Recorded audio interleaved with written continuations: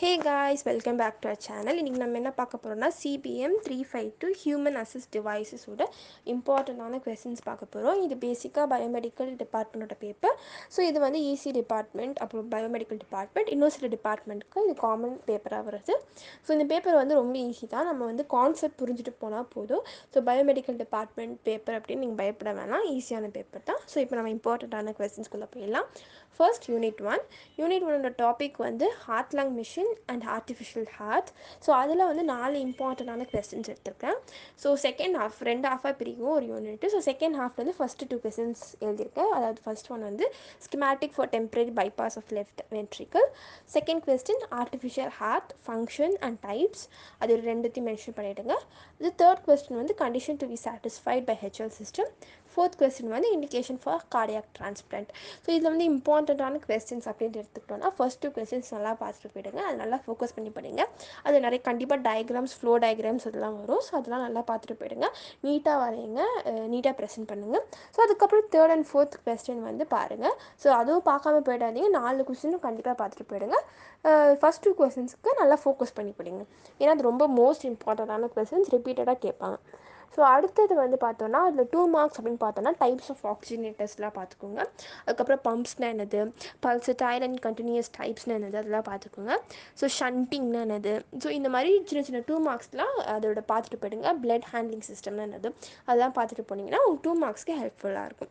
Unit 2 பார்த்தோன்னா unit 2 topic வந்து cardiac assist devices. அதில் 4 இம்பார்ட்டண்ட்டான கொஸ்டின்ஸ் எடுத்திருக்கேன். So first question intraaortic balloon pump, இது ஐஏபிபி அப்படின்ட்டு கேட்பாங்க. ஸோ சொன்ன மாதிரி பயோமெடிக்கல் பேப்பர் வந்து எப்படி கேட்பாங்கன்னா இன்டெரக்டாகவும் கேட்பாங்க. இப்போ இன்ட்ராவோட்டிக் பலூன் பம்பை வந்து ஐஏபிபி அப்படின்ட்டு ஷார்ட் ஃபார்ம்லேயும் கேட்குறதுக்கு சான்சஸ் இருக்குது. ஸோ அதில் ஷார்ட் ஃபார்ம் அப்ரிவேஷன் ரெண்டுமே நீங்கள் நல்லா பார்த்துட்டு போயிடுங்க. செகண்ட் கொஸ்டின் வந்து principle of external counter pulsation techniques. Third one வந்து prosthetic cardiac valves. Fourth one right and left ventricular bypass pump. So இதில் மோஸ்ட் இம்பார்ட்டண்டான கொஸ்டின்ஸ் என்னென்னா ஃபர்ஸ்ட் 3 questions, அதாவது இன்ட்ராவோட்டிக் பலூன் பம்ப் ஒரு IABP, principles of external counter pulsation techniques, அப்போ third question சொல்லலாம் prosthetic cardiac valve. So இந்த 3 question ரொம்ப important. இதில் செகண்ட் அண்ட் தேர்ட் கொஸ்டின் வந்து ஸ்பிளிட் அப் பண்ணி கேட்குறதுக்கு சான்சஸ் இருக்குது. அதாவது ஒன்று வந்து 8 மார்க்ஸில் கேட்குறதுக்கு சான்சஸ் இருக்குது. 13 மார்க்ஸில் அவ்வளோவா கேட்க மாட்டாங்க. பட் இருந்தாலும் ப்ரிப்பேர் பண்ணிட்டு போங்க. மோஸ்ட்டாக 8 மார்க்ஸில் தான் அந்த செகண்ட் கொஸ்டின் தேர்ட் கொஸ்டின் கேட்பாங்க. ஸோ இந்த ஆர்டரை எப்படி படிக்கணும்னா ஃபர்ஸ்ட் 3 கொஸ்டின்ஸை நல்லா ஃபோக்கஸ் பண்ணி படிச்சுட்டு ஃபோர்த் கொஸ்டின் பாருங்கள். இதில் 2 மார்க்ஸ் அப்படின்னு பார்த்தோன்னா ஆக்சிலரி வென்ட்ரிக்கல்னா என்னது, அதுக்கப்புறம் ஓப்பன் செஸ்ட்னா என்னது, close chest type, open chest type, இதெல்லாம் நல்லா பார்த்துட்டு போயிடுங்க. ஸோ இதுலேருந்து 2 மார்க்ஸ் வரதுக்கு நிறைய சான்சஸ் இருக்குது. அடுத்தது நம்ம யூனிட் 3குள்ளே போயிடலாம். யூனிட் 3யோட டாபிக் வந்து ஆர்டிஃபிஷியல் கிட்னி. ஸோ அதில் வந்துட்டு 3 இம்பார்ட்டண்டான கொஸ்டின்ஸ் எடுத்திருக்கேன். ஃபர்ஸ்ட் கொஸ்டின் வந்து இண்டிகேஷன் அண்ட் பிரின்சிபல் ஆஃப் ஹீமோடயாலிசிஸ்ன்னு எடுத்தோம்னா அது டயாலிசிஸோட ஃப்ளோ டயக்ராம் இருக்கும். அது எப்படி இந்த பிளட் எடுத்து அது எங்கேருந்து எடுக்கிறாங்க, ஆர்ட்ரிஸ் வெயின்ஸ்லேருந்து எடுத்துகிட்டு அது எங்கே போகுது, அந்த பம்பு ஆக்சிஜனேட்டர், அதெல்லாம் அந்த ஃப்ளோ சார்ட்லாம் வரும்ல. ஸோ அதெல்லாம் நல்லா பார்த்துட்டு போயிடுங்க. ஃப்ளோ டயக்ராம் முடிஞ்ச அளவுக்கு ரொம்ப நீட்டாக ப்ரெசென்ட் பண்ண பாருங்கள். செகண்ட் கொஸ்டின் வந்து wearable artificial kidney. Third question வந்து டைப்ஸ் ஆஃப் ஹீமோடயாலிசிஸ். ஸோ இதில் வந்து 3மே ரொம்ப இம்பார்ட்டண்டான கொஸ்டின், 3மே நீங்கள் ஃபோக்கஸ் பண்ணி படிக்கணும். தேர்ட் கொஸ்டின் வந்து 16 மார்க்ஸ், அதாவது பார்ட்ஸில் கேட்குறதுக்கு நிறைய சான்சஸ் இருக்கும். ஸோ அதை நல்லா ஃபோக்கஸ் பண்ணி படிங்க. இதில் 2 மார்க்ஸ் பொறுத்த வரைக்கும் டைப்ஸ் ஆஃப் ஃபில்டர் பார்த்துக்கோங்க, types of filters and membranes அது பார்த்துக்கோங்க. மானிட்டரிங் சிஸ்டம்னா வந்து டைப்ஸ் ஆஃப் ஹீமோடயாலிசிஸ், அதெல்லாம் வந்துட்டு 2 மார்க்ஸில் கேட்குற சான்சஸ் இருக்குது. மெம்பரேனா என்னென்னு பார்த்துக்கோங்க. ஸோ இதெல்லாம் நீங்கள் பார்த்துட்டு போனீங்கன்னாவே 2 மார்க்ஸ்லேயும் உங்களுக்கு ஹெல்ப்ஃபுல்லாக இருக்கும். அடுத்து யூனிட் 4 பார்த்தோன்னா respiratory and hearing AIDS. So அதில் வந்து மொத்தம் 4 இம்பார்ட்டண்டான கொஸ்டின்ஸ் இருக்குது. First question wearable devices for hearing correction.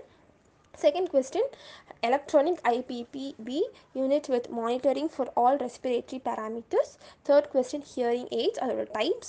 Fourth question, deafnessனா என்னது, அதோட types. இப்போ types of hearing aids, types of deafnessலாம் இருக்கும்போது நீங்கள் வந்து hearing aidsனா என்னது அப்படின்ற ஒரு 5 to 6 lines எக்ஸ்பிளைன் பண்ணிவிட்டு அதுக்கப்புறம் அதோட டைப்ஸ் எக்ஸ்பிளைன் பண்ணுங்கள். அதே மாதிரி தான் டெஃப்னஸ்க்கும். ஸோ இதில் மோஸ்ட் இம்பார்ட்டண்டான கொஸ்டின்ஸ் என்னன்னா ஃபர்ஸ்ட் 2 கொஸ்டின்ஸ் நல்லா ஃபோக்கஸ் பண்ணி படிச்சுட்டு தேர்ட் அண்ட் ஃபோர்த் கொஸ்டின்ஸ் வந்து படிங்க.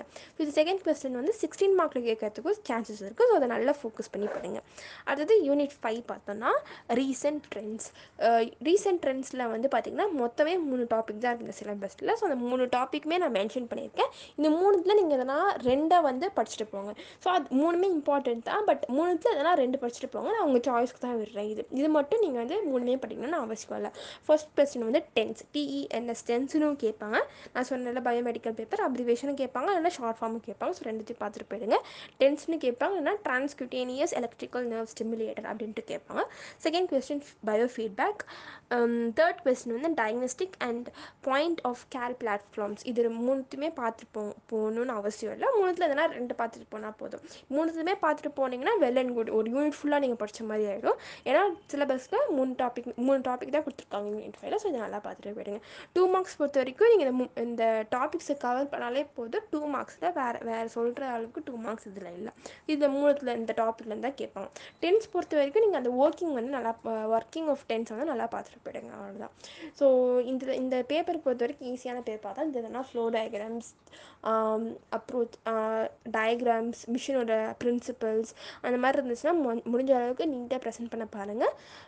ஒரு ஃப்ளோ டயக்ராம் இல்லைனாலும் நீங்களே அதோட ப்ராசஸை ஃப்ளோ டயக்ராமாக ப்ரெசென்ட் பண்ணிங்கன்னா இன்னும் ப்ரெசன்டேஷனுக்கு வந்து இன்னும் அட்ராக்டிவாக இருக்கும். ஸோ இது ரொம்ப ஈஸியான பேப்பர் தான். நல்லா எழுதுங்க. All the best.